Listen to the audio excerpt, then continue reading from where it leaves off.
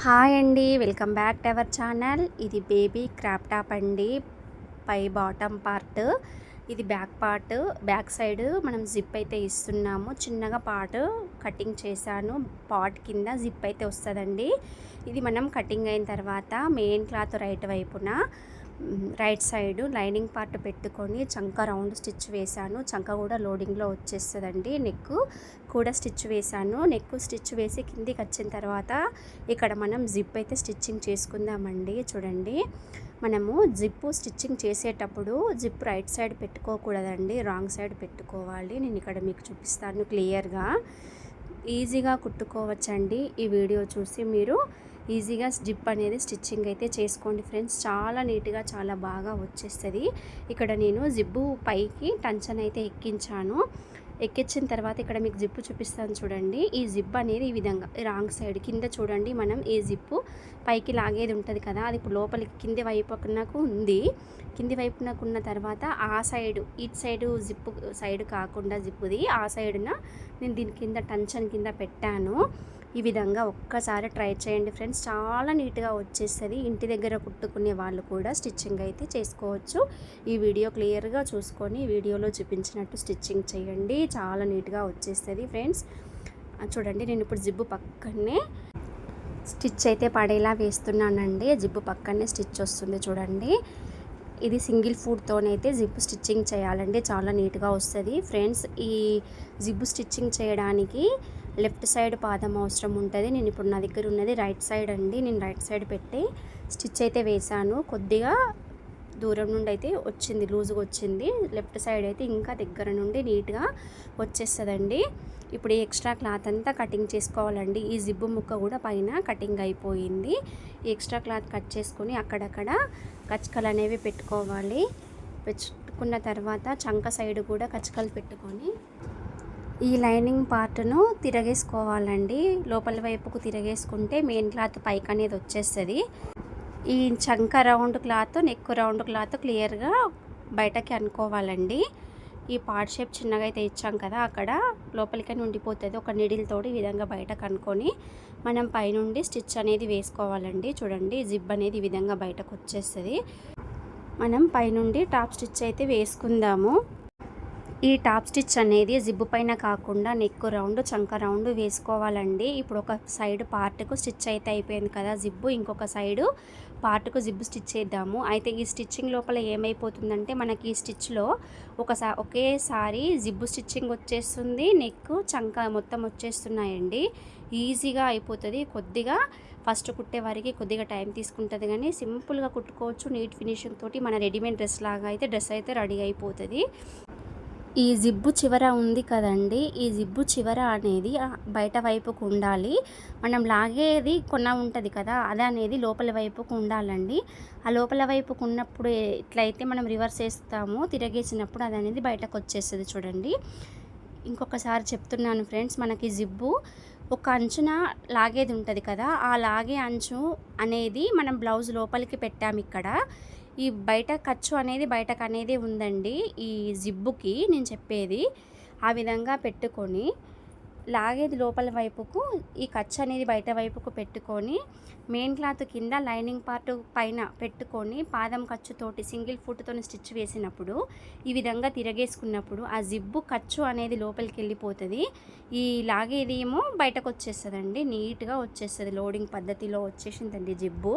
ఈ ఒక్క మెథడ్ మీరు చిన్న పాయింట్ గుర్తుంచుకుంటే ఈజీగా జిబ్బు స్టిచ్చింగ్ అనేది చేసుకోవచ్చండి ఫ్రెండ్స్. ఈ బిగినర్స్ కోసమని నేను ఇన్నిసార్లు చెప్తున్నాను. ఆల్రెడీ స్టిచ్ చేసే వాళ్ళకి అవసరం లేదు. ఇంటి దగ్గర ఉండి పిల్లలకి డిజైన్ చేసుకునే వాళ్ళకు కూడా ఈ టిప్ యూజ్ అవుతుందని మీకోసమని ఈ వీడియో చేశాను ఫ్రెండ్స్. మీకు గనక ఈ వీడియో నచ్చినట్లయితే చిన్న కామెంట్ చేసి ఒక్క లైక్ చేయండి. మా ఈ చిన్ని ఛానల్ను సపోర్ట్ చేయండి ఫ్రెండ్స్. ఇప్పుడు నేను జిబ్బు స్టిచ్ తర్వాత నెక్ రౌండ్ చంక రౌండ్ అయితే వేస్తున్నానండి.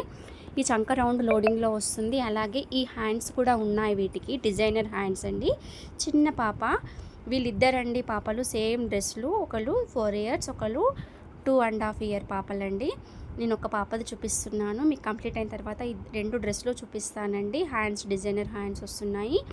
కింద విత్ పూసలతోటి చాలా లుక్ అయితే వచ్చిందండి. చివరి వరకు చూడండి. మీకు నేను ఈ క్రాప్ టాప్ బాడీ పార్ట్ అనేది నేను చివరిలో చూపిస్తాను. మీకు నచ్చుతుంది అనుకుంటాను. ఒకవేళ మీకు ఈ మోడల్ నచ్చి కటింగ్ స్టిచ్చింగ్ కావాలంటే కామెంట్ చేయండి. నేను తప్పకుండా ఆల్రెడీ నేను ఫుల్ వీడియో చేశాను. ఇక్కడ మాత్రం జిబ్బు మాత్రమే చూపిస్తున్నాను ఈ వీడియోలో. జిబ్బు స్టిచ్చింగ్ అనేది మీకు కావాలంటే కామెంట్ చేయండి. ఫుల్ వీడియో కూడా అప్లోడ్ చేస్తాను.